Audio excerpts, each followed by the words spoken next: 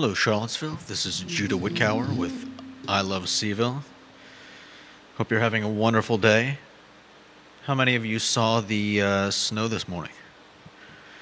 Didn't last very long, obviously, but... There was snow this morning? Yeah? How did you see it? Were you walking Liza the dog? Yeah. What time was that? It was probably about 9:20, 9:30. Seemed like a little drizzle was going on, but when we got out of the car and started walking, you could clearly see some flakes coming down. It's pretty wild. You love the snow. I like it. I don't like the cold that comes with it, but oftentimes I feel the snow mitigates some of the cold.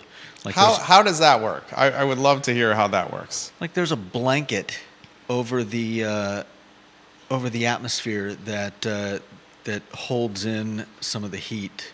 I can't explain it, but oftentimes when it's snowing, I just don't feel as cold.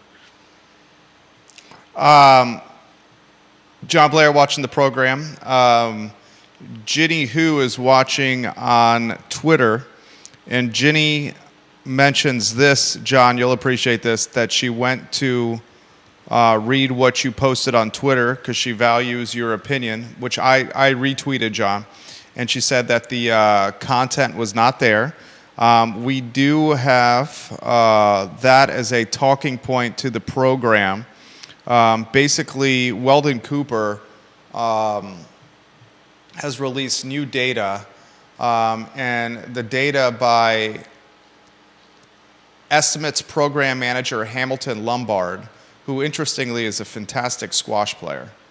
I see him over at the Boar's Head. He is an excellent squash player. I hope that gets back to him. He's put out, and this came out 2 days ago, an analysis on the Weldon Cooper website on population migration changes.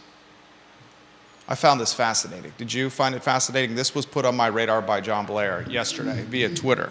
Yeah, it was very interesting. What stood out to you at first, or what most tickled your fancy, if you may? I mean, I think I'd heard this stat before, but it's interesting that Louisa is one of the 4 fastest growing counties in Virginia so far this decade. Louisa, in fact, is the 3rd fastest growing locality in the Commonwealth of Virginia from 2020 to 2023. It is now over 40,000 residents. It's grown by 7.5% since 2020. That county is booming. Albemarle County is experiencing some growth. We'll put that on screen when the show starts. Interestingly, the city of Charlottesville is not. The city of Charlottesville, according to Weldon Cooper migration stats from 2020 to 2023, has lost citizens. Mm-hmm. We will talk about that on today's show. A lot to cover on the program. Give it a like, give it a share anywhere you are watching. We work hard for you, and the only thing we ask in return is a like and a share. We'll talk data and migration pattern and population changes in the Commonwealth. And then we'll take it a step further and understand, or try to understand, how it impacts schools, how it impacts businesses, how it impacts voting, how it impacts government, how it impacts ideologies. A lot to cover on today's program. Carly Wagner, welcome to the show. I think you're going to like the program, Carly Wagner. We appreciate your support of the program. You ready to rock and roll, J-Dubs? Yep. All right, I am good to go. Kevin Yancey, hello. Thank you for watching the program. We appreciate you when you guys watch and share the show. Give it a like, give it a share anywhere you are watching. I'm curious of your take on the data we're going to show. And Judah, if you wanted to grab any graphs from this Weldon Cooper article, I would say the first 2, if you can save them and put them on screen. The 2 bar graphs at the top of that link that I sent you. All right. And give me a thumbs up when those are ready to go. We can rock and roll when you're ready. Quiet on the set.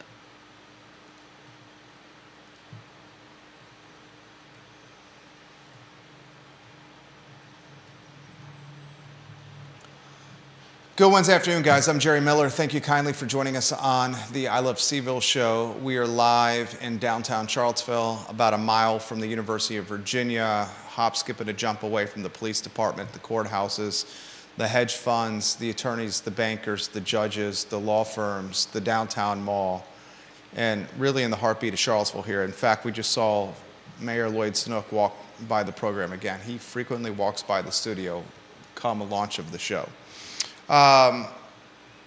Weldon Cooper's got fantastic data that I want to cover. It was published January 29th, 2 days ago, by Hamilton Lombard. Hamilton Lombard is excellent at what he does. He's a fantastic squash player.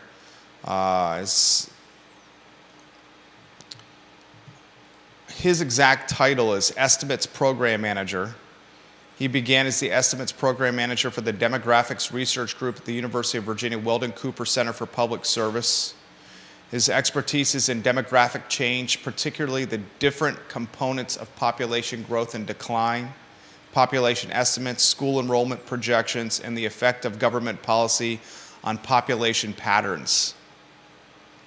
He earned a BA in History and a BS in Planning from the University of Virginia. Interesting tidbit on Hamilton Lombard, was also, I believe, in fact I know, a walk-on football player at the University of Virginia on the defensive side of the ball, a hard-hitting safety. Today we're going to discuss his story on the slowing population growth of the Commonwealth and how the landscape of the Commonwealth is being transformed post-pandemic. Whether we want to admit this or not, we still do not understand the impacts and influences the COVID pandemic will have on humanity, on human behavior, on social behavior, our children.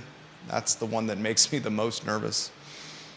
And Jude and I will do our best to succinctly summarize Mr. Lombard's research on the Wednesday, January 31st edition, the last day in January, of the I Love CVille Show. You give me a thumbs up if you could when those two graphs are ready to go. In fact, if you just have one graph ready to go, I'd love to put it on screen.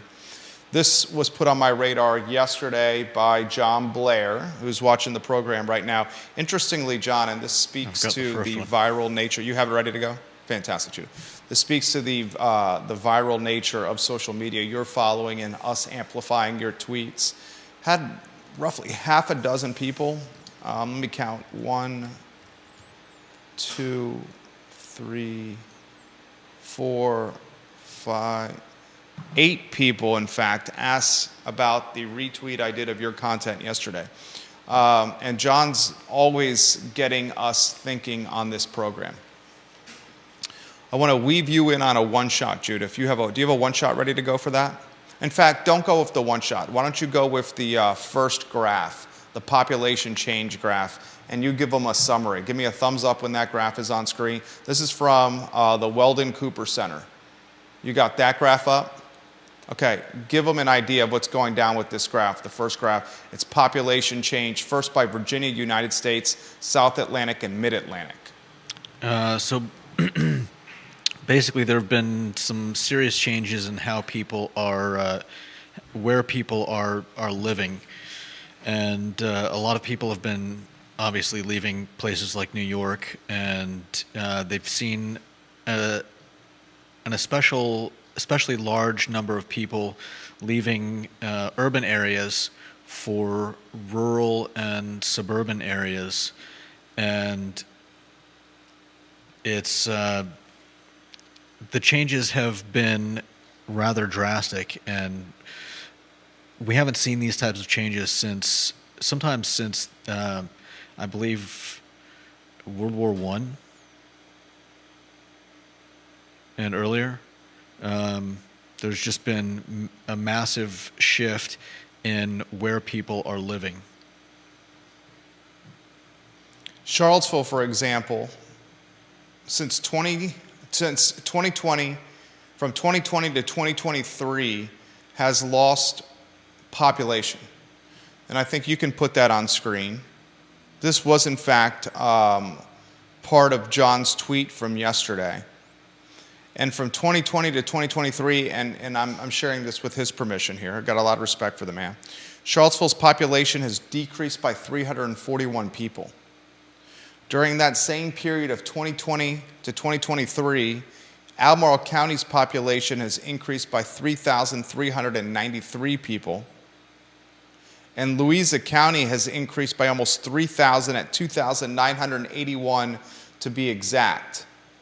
Interestingly, Tammy Purcell, she is a content creator, Tammy Purcell.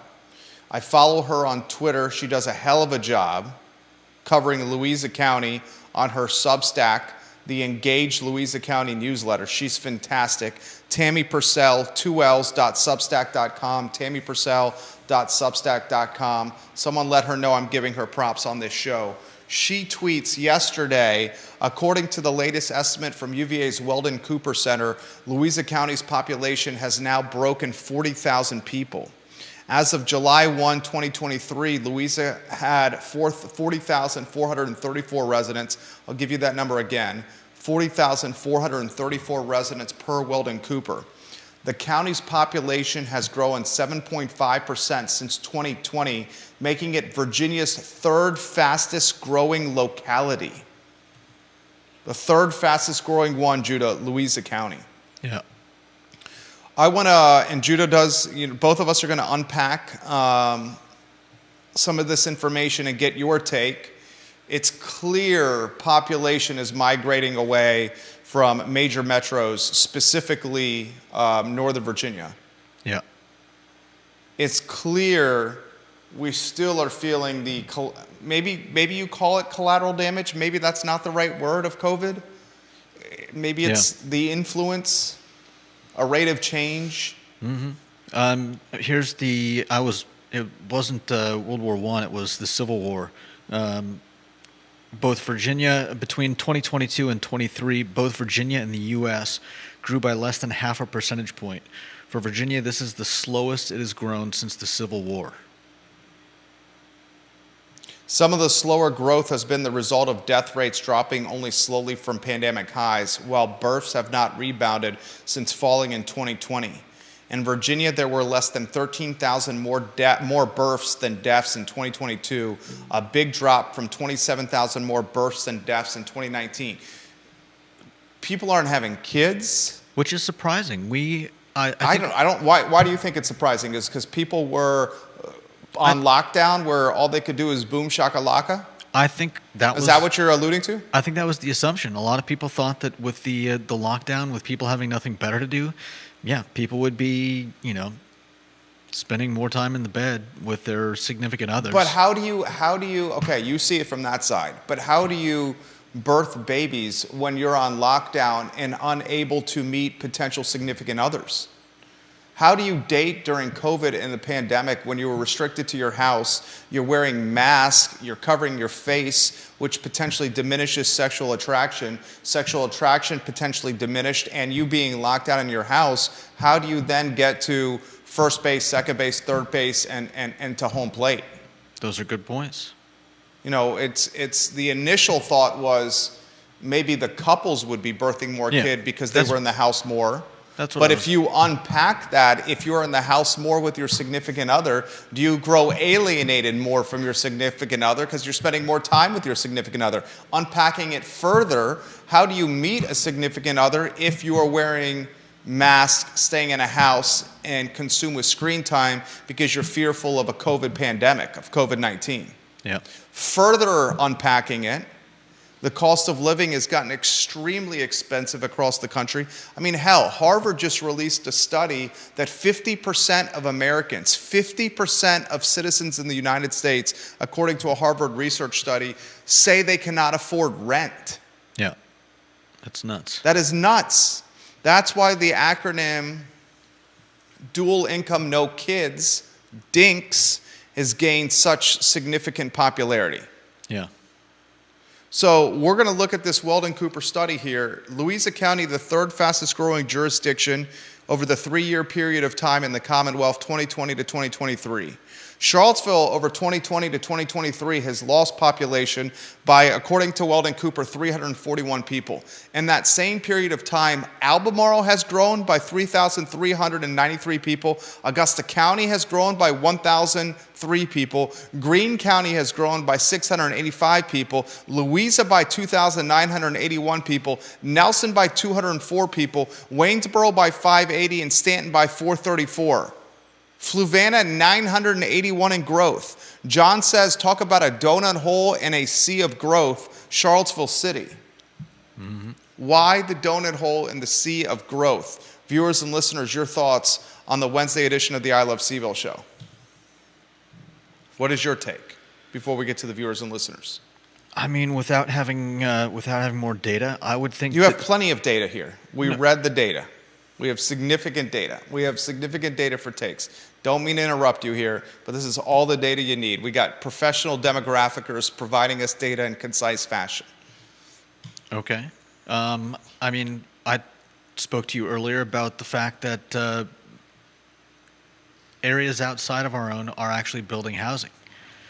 If we're not building housing, then perhaps what's getting built here or not getting built is being bought up, but not necessarily inhabited. I'm not sure I'm buying that. Just a thought?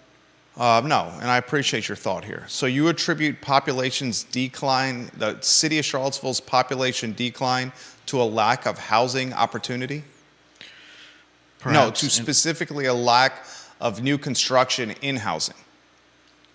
Yeah, perhaps in part. I think that if people are coming in here and buying up properties, potentially for the purpose of flipping them or turning them into Airbnbs, or tearing them down and, like you said, like you've said in the past, waiting for the plan to go through. Then that's acreage that's not getting, not having people. But those people are still renting the houses. What's that? They're still renting the houses. If they're purchasing property, it's not like they're not allowing people to live there. They're still renting the houses and still providing it as an opportunity for people to rent from them. And from the Airbnb piece, I think the Airbnb supply is still a very marginal percentage. Does it impact housing in Charlottesville? Yes, but extremely marginally. Okay. I think one of the reasons Charlottesville's population is decreasing, and the very first thing we should highlight, is the cost of living in Charlottesville. Yeah. That would be the first reason that Charlottesville's population is highlighted. It's no secret that in compared to Louisa County, which is the third fastest growing jurisdiction in the Commonwealth from 2020 to 2023, according to Weldon Cooper, Louisa is significantly more affordable than Charlottesville City. In fact, if you look at, can you put it back on screen, this one that we talked about from my LinkedIn DMs? Louisa, Greene, every single one of these is more affordable than Charlottesville. Even Albemarle had population uptick. And Albemarle's cost of living perhaps is on this list the most synonymous with Charlottesville, but what Albemarle has going for them is much greater supply and housing stock. I think you are seeing folks, in fact, we know this, and according to Weldon Cooper, we're seeing folks sprinting from Northern Virginia. Northern Virginia is losing population. Major expensive metros are losing population. Yeah. If you have an opportunity, put the second graph on screen, net migration by region in Virginia. There it is. Look at the screen now. This is the second bar graph from Weldon Cooper.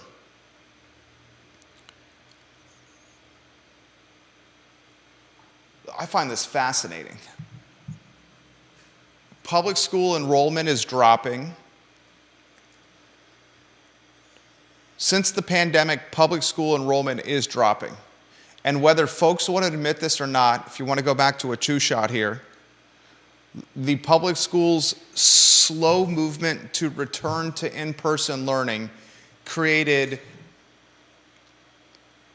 alienation or disenchantment with parents, which led them to consider other educational options like private schools or homeschooling. Weldon Cooper is back that statement that I just said with data, public school enrollment dropping since COVID. If Charlottesville continues to lose population and birth rates continue to not rise, you'll have public schools with potentially in the city even less enrollment, and their funding in very large part associated with enrollment. That should be a cause for concern for anyone. How this influences business is a potential lack of affordable labor, which we've covered on this show, in particular for those businesses that need frontline workers. And by frontline workers, I mean anyone interacting with a consumer or a customer, like in a face-to-face setting. That could be food and beverage, that could be hospitality, that could be music, that could be, police, firefighters, nurses. Heck, I think you even throw the teachers in there. Workforce labor, I would say.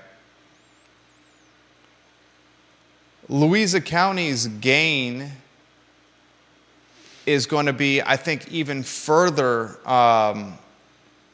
backed or momentum driven with the Amazon investment of $11 billion. No doubt. Upzoning advocates, which was the plan Judah referenced, would say we need more stock of housing if we're going to create affordability or stabilize prices. That's to be determined. Mm-hmm. Certainly haven't seen that yet. Granted, it's been such little time that it's not fair one way to assess. We'll take your thoughts on this commentary. I want to go to Ginny Who first. Ginny Who, watching the program on Twitter. Albert Graves, thank you for the retweet. She says, I know plenty of people who left CVille for Louisa.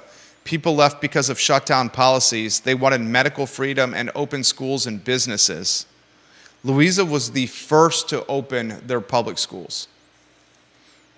The first. Louisa's political ideology, the polar opposite of the city of Charlottesville's. Louisa had relaxed pandemic restrictions compared to Charlottesville. School, business, politics. Ginny Who also highlights this. Look at how many of those deaths are stillborns. And that doesn't even count miscarriages since COVID. Interesting. What is that an allusion to there, Ginny? Out of curiosity. Is that an allusion to the vaccine? Is that what your tweet is alluding to? Out of curiosity. And she also says this via Twitter, I've said it before, but in 2020 and 2021, we got our kids out of Charlottesville and Albemarle as often as possible, and you did not have to go far for a normal experience. Zion's Crossroads and Waynesboro were fantastic.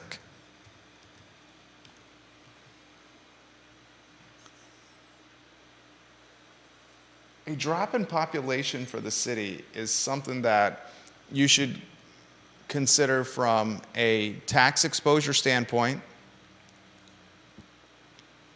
Those who still remain in the city will feel more burden. A drop in population and a drop in births should be something you consider from a school enrollment standpoint and the funding that comes with enrollment numbers. A drop in population you should consider from a labor force standpoint, especially if the drop in population is a group that is perhaps making, $40K and under, $45K and under. And I would bet the drop in population, if you unpack that drop, it was financial margin, those on the financial margin that moved outside the city. Mm-hmm. That impacts businesses. Curious of how it impacts political ideology or voting patterns. Very curious about that. I don't have an answer for you on that one. Chuck Ramey said Charlottesville limited land to be developed for housing. Carly Wagner watching the program. Let's get Ginny and Carly Wagner's photos on screen. These are key members of the I Love CVille viewer and listener rankings. Carly is number 3, Ginny is 4, John's got a comment at 2, Deep Throat's got a comment at 1. Newspaper watching the program as we speak. Carly says this, but if you are educating fewer, costs should go down, so funding should as well. People claim homeschoolers and private schoolers steal public school funds, but they have kids that aren't using the system, but parents still pay into the schools, and per pupil funding has skyrocketed in public schools. That's very true. A lot of the parents that have kids in homeschools or private schools often make the comment, we're paying twice for school. Yeah. We're paying for the public school that we're not utilizing, right, and also either the private school or the home school that we're utilizing. Yeah. Now, the contrary argument of that is, by not having your kid enrolled in the school, you're getting less funding based on the enrollment count. Carly Wagner says, a drop in population is a drop in future tax base too, which is what I highlighted. Completely agree. Pushes the tax burden on current residents more. Bill McChesney, we'll get to your comment. First, Philip Dow, we get his photo on screen. Philip Dow, let us know when his photo's on screen, Judah. He is, and his ranking should go up, number 19 in the poll. I think Philip should go to 14, and 14 should go to 19. Philip, you're climbing 5 spots in the ranking based on your contributions of late. You've made the program better in Scottsville, Virginia. He said pretty soon you're going to a new tax, exit tax like New Jersey. So if you want to move out of CVille in the future, you will be taxed an exit tax. It's coming. I don't know if I'm going to go that far. I still appreciate that comment that you made. Bill McChesney says, Philip Dow, that is whack. I'm sure they will figure that out soon enough, though. I don't see an exit tax on the horizon. And Carly says, in relation to the public school funding, less total funding, but per pupil spending and funding has continued to increase in Charlottesville and Albemarle, so that argument is a straw man's argument.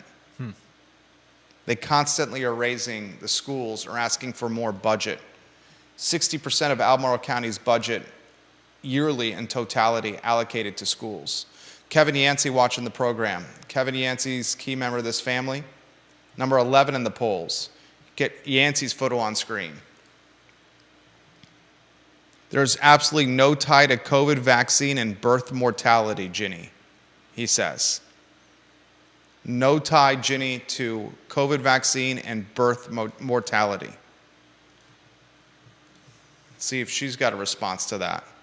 And she says, yep, the jab and birth mortality.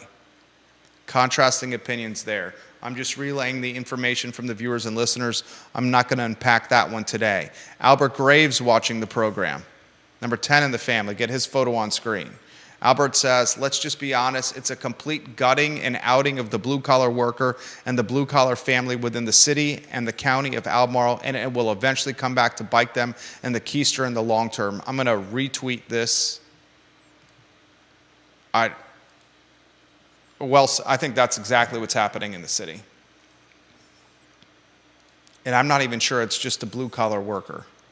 Yeah. I think it might even be the entry-level price point of the white-collar worker as well. No doubt. When it's $123,300, the median HUD household income, that's not just blue-collar, that's white-collar too. Albert Graves, I appreciate your comment. Let's go to John Blair, who initiated this comment via tweet last night, which he tagged me in. He's watching on LinkedIn. This is a great topic for the talk show, John. He says, thank you for your kind words. I think it's impossible to overstate how much Louisa is becoming a major player in the Charlottesville area.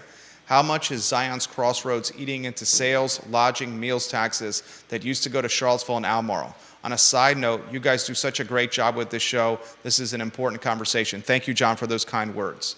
I think it's a fantastic comment. We drive to Zion's Crossroads for Lowe's as opposed to going Lowe's in Albemarle County on Route 29.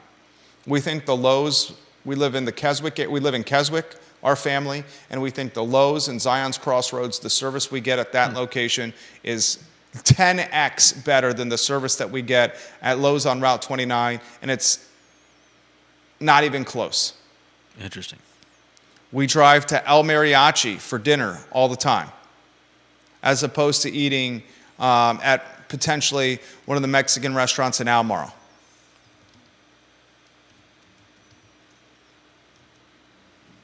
And Louisa's only going to boom even more. Two of the hottest neighborhoods you have right now in the car footprint are Lake Monticello and Spring Creek. We talked about that on Real Talk this morning with Keith Smith. In fact, I think you could probably show some data. And let me know if I'm putting you on the fly here. This is from Real Talk with Keith Smith. This graph right here from Real Talk with Keith Smith that I'm holding in my hands. That's on screen? Yep.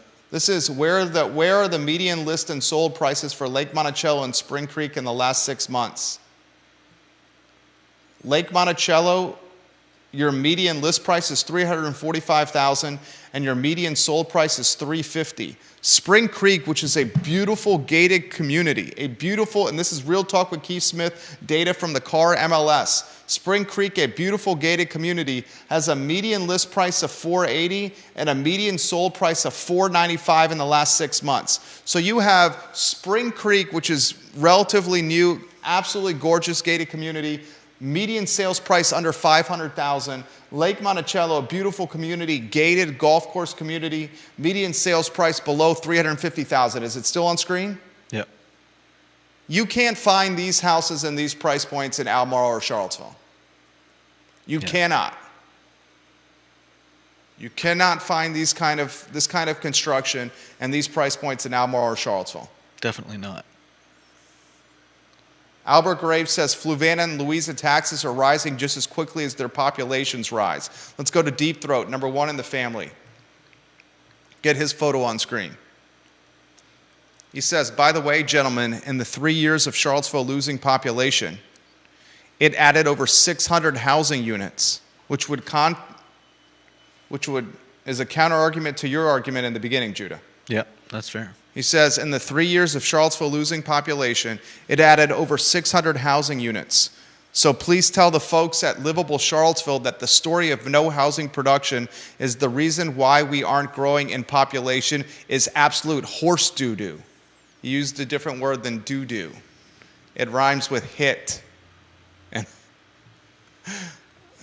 he says, I love that just as we recognize a historic move in preferences from dense city living, local muppetry doubling down on density.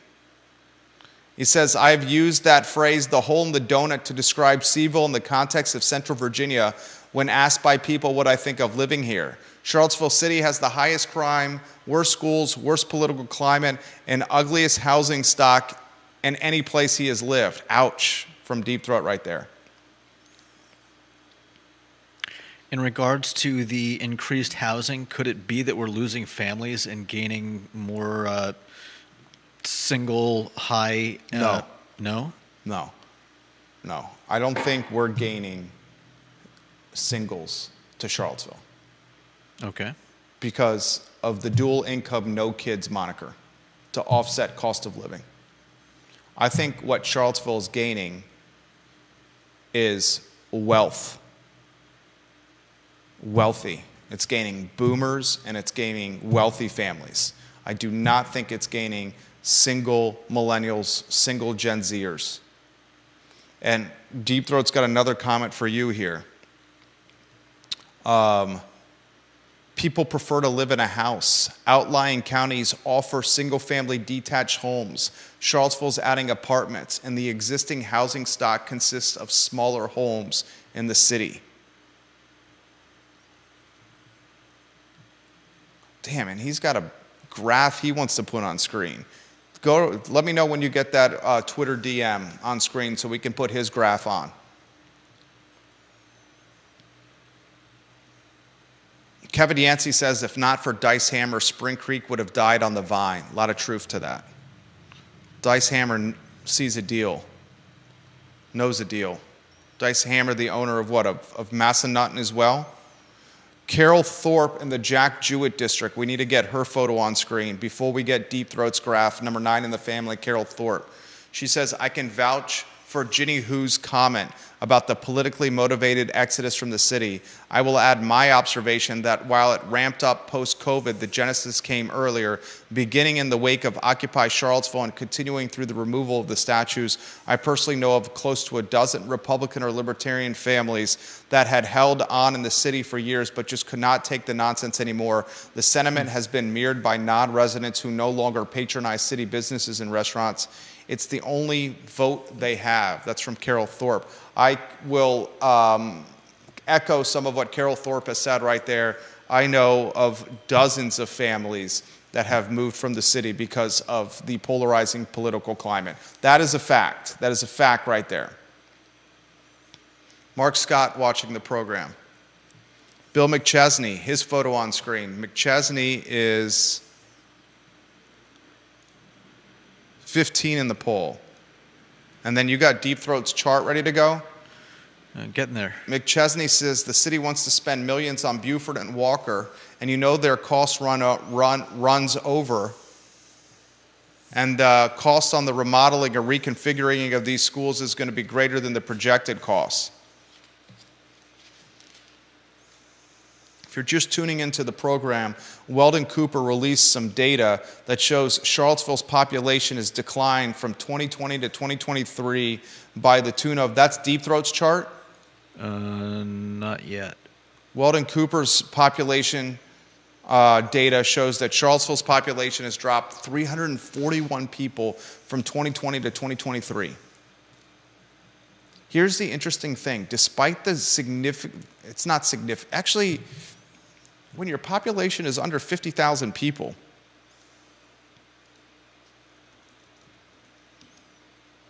I mean, you're talking potentially close to 1% of the city, right? What's the population of Charlottesville, Judah? 47,000 people? Let me check. Charlottesville population. I've got that chart ready. Okay, I'll cue that chart up. Charlottesville's population. 45,500. 45,500 roughly? Yeah. 45,500 times 0.01, 455 people. And Weldon Cooper said over the last 3 years, the drop in population is 341. You're talking what? A quarter of a point drop in population? I mean, I don't think a quarter of a point should be sneezed at. Do you? As loss rather than growth. I mean, it's. This is a quarter of a point. It's still or notable. Excuse me. 3/4 of a point. I stand corrected. 3/4 of a point. 3/4 of 1 percentage point drop in population. 3/4 of 1 percentage point in a 3-year period of time. Why has the housing price, the cost of housing escalated so greatly? I think. I mean. I can answer that if you want me to. A lot of it has to do with, again, I think after effects of the pandemic. I don't think when rates got to 2.25 and 2.5% during COVID and everyone refinanced or purchased homes at these 2.25, 2.5, sub 4% rates, I don't think they truly understood the long-term magnitude of what this is going to do to housing. Yeah. People just are not getting off these sub 4% rates. Right. And why would they? And why would they? It's an asset now. Even with rates at what, 6.5, 6.7, 6.7, 6.8, 6.9, depending on your credit score? Yeah. They never anticipated the long-term effects of offering that kind of financing and how it would persist down the road. Yeah. So you have limited inventory, driving values despite population decreases. Yeah. That is fascinating right there. Show Deep Throat's chart. It's on screen. He says, are poor people moving out? Question mark. When I looked at PUM's data, I found that the difference in household income between households that moved from CVille to over the mountain was not meaningfully different from those who moved within CVille or to other states. I don't see huge low-income outflow, high-income inflow here. Will be interesting to see when more recent data is available. I would be interested in that as well. I would bet lower income is moving out and higher income is moving in when that recent data is released.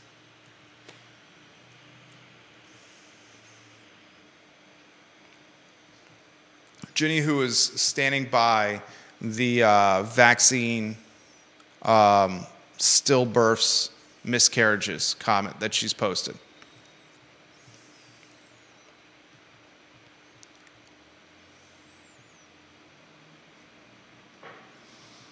What else jumped at you from that report that you read? I mean, it's just a complete shift from what we're used to. Fairfax County, Virginia's largest locality, has continued to experience population decline due to outmigration in 2023. Loudoun County used to be the fastest growing locality, and despite the fact that it's still the wealthiest, only 11 more people moved in than left. A decade ago, Loudoun was attracting close to 10,000 more residents than left each year. I mean, that's enormous. Enormous. What else jumped at you? And then I'll get to some other comments. I mean, it's the same pattern of people migrating out that we're seeing in Northern Virginia, and that's happening across the United States in metropolitan areas everywhere. You want to hear something crazy? This is a crazy stat for you. From 2020 to 2023, according to the UVA Weldon Cooper Center, more than 40,000 people moved to Richmond, Virginia. More than 40,000 people have moved to Richmond, Virginia. From 2020 to 2023, according to the Weldon Cooper Center. John says it would be fantastic if you could get Hamilton Lombard on your show to explain this. I will text him about this, literally have his cell number, see him maybe once or twice a week. I will ask him if he would come on the show. I sincerely will ask him, John, about that. And he says it's easy to say that a migratory loss of 341 people is not a big deal, but the context really matters because every single other surrounding jurisdiction is growing. Mm-hmm. This is the kind of stuff that if the folks that are moving here, which I think many of us believe, the folks that are moving here to the city are boomers or empty nesters or wealthy families that will position kids in private schools instead of public schools. Charlottesville City public school system will see a drop in enrollment numbers. The private schools should see an increase, and the Weldon Cooper's already highlighted that they're increasing enrollment. Louisa County's population has cracked 40,000, a 7.5% increase since 2020, according to Weldon Cooper, making Louisa the third fastest growing locality. That's fine and dandy for an increased tax base and a stronger, more robust labor pool, but does Louisa have the educational public school infrastructure to accommodate? That's a sincere question. Are you looking at the next throttled school system being Louisa? Could be, though, with the amount of money that they'll be bringing in from, like you said, Amazon, that could go towards some major growth.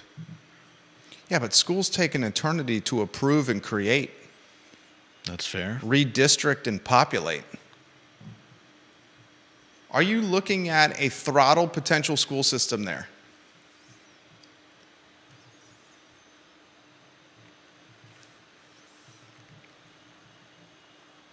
I love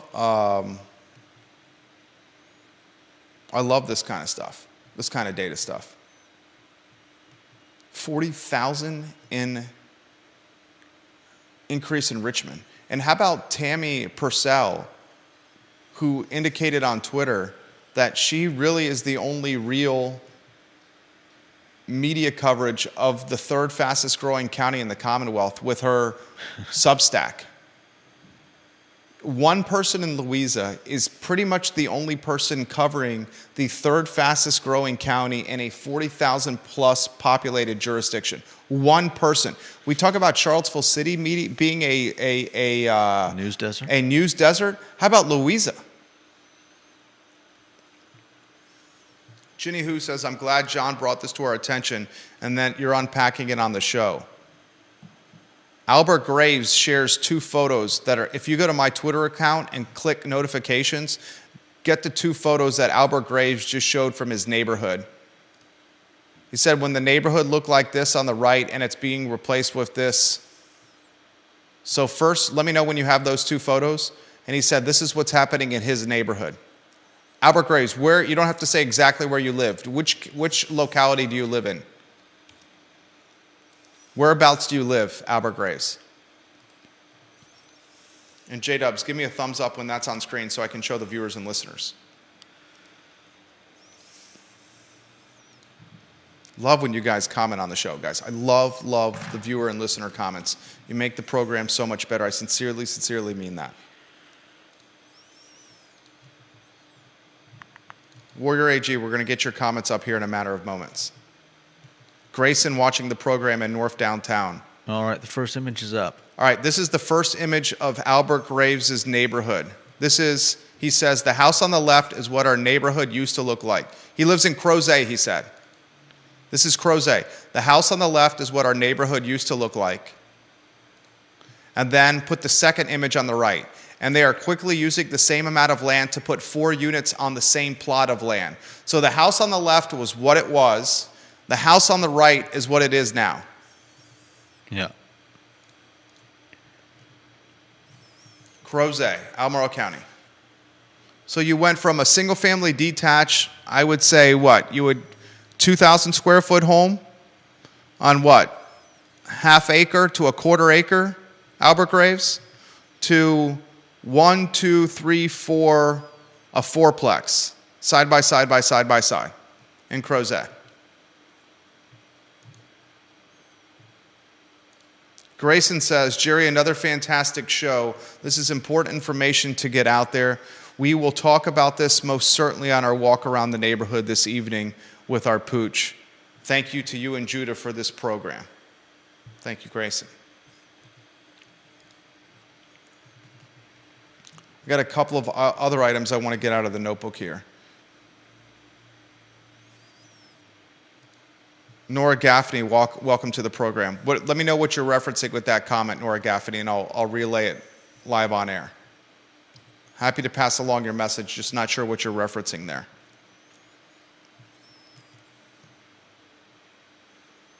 Woody Fincham, hello. Woody Fincham on the Friday edition of Real Talk with Keith Smith. On the Friday edition, 10:15 a.m. edition of Real Talk with Keith Smith, Woody Fincham is going to be on the show to talk about Charlottesville City assessments. The Citizens for Responsible Planning, how would I characterize Citizens for Responsible Planning? A concerned advocacy group.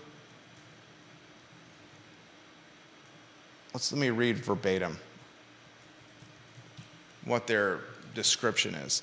The Citizens for Responsible Planning put out some data on assessments. A group of Charlottesville residents who came together in 2021 out of concern that the housing chapter and future land use map of the city's draft comprehensive plan has serious flaws in both process and content. On Friday, we'll talk with Woody Fincham, Real Talk with Keith Smith, 10:15 a.m., about recently released assessment data. I'm excited for that. God, this show is in fire right now. Real hard time keeping up with the comments here.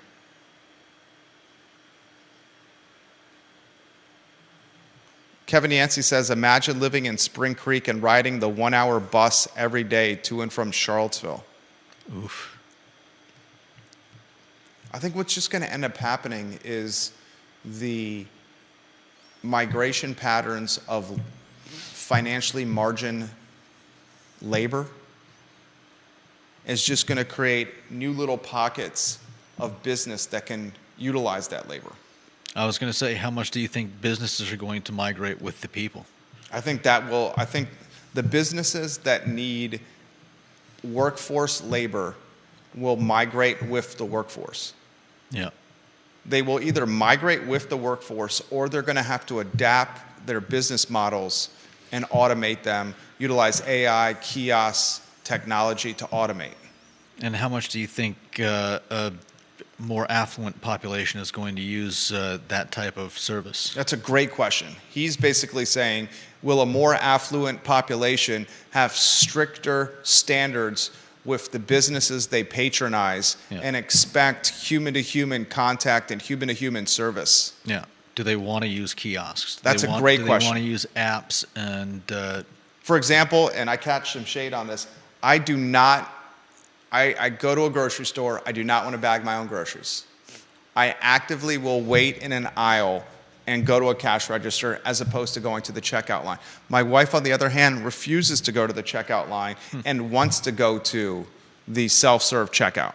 Even with the full cart? Like, I can understand your perspective. If I had a cart absolutely, brimming with items, I would probably want to go through and deal with an actual person, so that all I've got to do is put the stuff on the belt. But as a single guy, I'm not usually filling up a whole cart, and so the self-serve checkout would make sense if you have 8 to 10 items in there. Yeah, it's definitely easier for me to just go through self-checkout when I've got a small amount of stuff. Philip Dow said the same thing happened to his wife's best friend at Avinity down Avon Extended. His wife's best friend had a single-family detached house similar to what Warrior AG was posting in his neighborhood. That home was purchased by the Avinity developer and is now a 3-bedroom home with a pool development. Avinity is a very nice community. All right. Rob Neal, welcome to the program. Stephanie Wells Rhodes, welcome to the program. Thank you for watching. Dana Lewis, Dean Russell, thank you for watching the program. Vanessa Parkhill, thank you for watching the program. We appreciate you guys. Spread the gospel. Katie Pearl, Holly Foster, welcome to the program. Seth Liskey, Kyle Miller, just to name a few watching this fine and fair talk show. Andre Xavier, Curtis Shaver, the chef. Curtis Shaver, watching the program.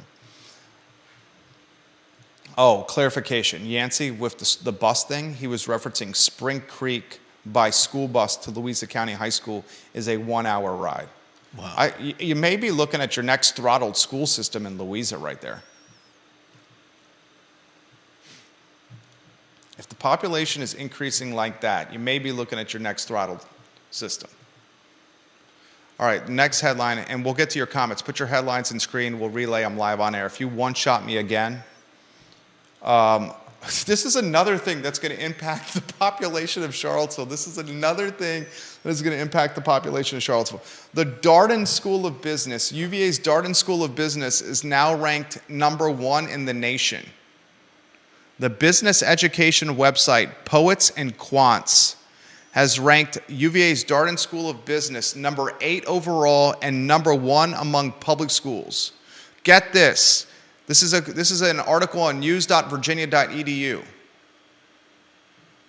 This ranking is the highest that Darden School of Business has ever had in the Poets and Quants evaluation, which is a composite of the 5 most influential rankings of MBA programs, compiled by the U.S. News & World Report, Financial Times, Bloomberg Business Week, LinkedIn, and the Princeton Review.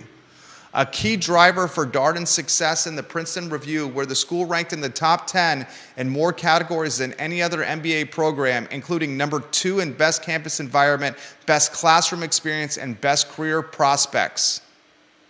Poets and Quants declared Darden #1 overall in the composite Princeton Review ranking. If UVA undergrad, if the undergraduate school of UVA is one of the best public universities in the country, its business program is now ranked the best MBA program in the country. So it's birthing these schools, some of the top talent in the country, earning potential-wise, who are, I mean, the NBA ranking straight up says best campus environment, best classroom experience, best career prospects. So these students are going to Darden for 2 years, having a phenomenal campus environment, a phenomenal classroom experience, and they're getting a phenomenal job. Are they, of course, not going to wax nostalgic eventually in their life and say, I want to move back here? Some, for sure, right? Yeah. I play squash with one of them. I talk about him from time to time. I actually saw him yesterday, and he said he would do anything possible to live here. No doubt. Can't find a gig here, so he's going to the Northeast where he's going to grind 80, 85 hours a week, making $250,000 plus. But I'm sure in the back of his head, it's moved down here. Yeah, probably as soon as he possibly can. As soon as he can, because who wants to do the 80, 90-hour-a-week grind? Yeah. Another influencer of population. Congrats to the MBA program at the Darden School of Business at the University of Virginia. #1 public school and #8 overall. That is impressive. Mm-hmm. And speaking of UVA, they got the Fighting Irish tonight. Virginia's a 12.5-point favorite. They're riding the nation's longest home game winning streak at 21 games. They're facing a Notre Dame team that beat them earlier in the year. Nationally televised on ESPN2 with a 7 o'clock tip.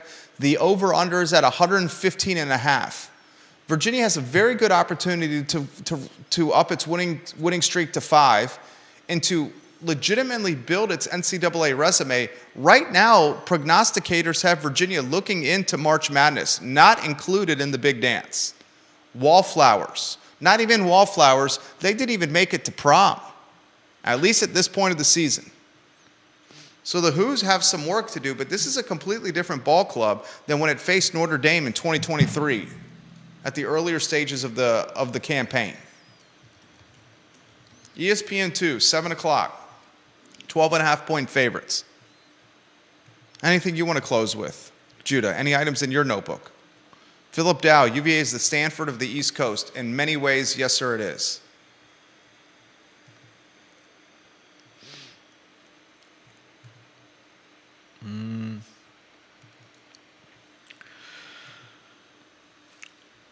I think it's going to be an interesting coming 10 years or so.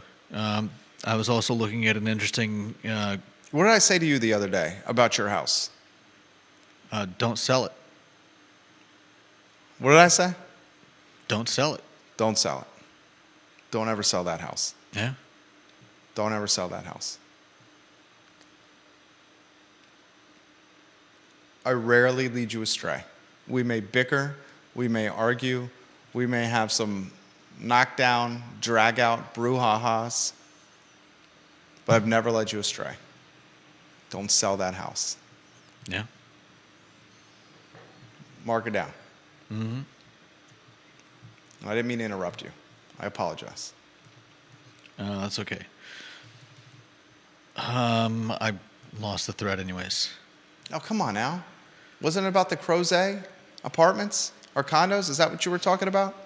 No, not really. The next 10 years. It's going to be an interesting next 10 years is how you led with. Yeah, I'm trying to remember what it was an article about the projected growth of Central Virginia and Virginia in the next, I think, through 2030 and also through like 2050. And where it's the the fallout from the pandemic and from everything that's been going on recently. I think we're going to be surprised by a lot of the changes, and I think that what we've seen in some of these graphs today is an early indicator. Dude, I don't even think I agree. I don't even think we know and I've said this so many times on this talk show, we don't even know how COVID and the pandemic have influenced human behavior and humanity and mankind, specifically our kids. Oh, yeah. I think we are going to see public schools get a huge hit here. I read another interesting article that talked about the effect of these on kids, and the fact Screen that time, for those that are just listening, they The don't all watch visual. He held up his phone. my cell phone. The fact that more and more kids are having trouble reading and writing, especially writing, because it's writing on the on the letter pad, the number pad on your phone, on the keypad, is very different from actually writing with your hand. Apparently, a lot of kids are not even able to. They can no longer tell the difference between a D and a B, because there's something there.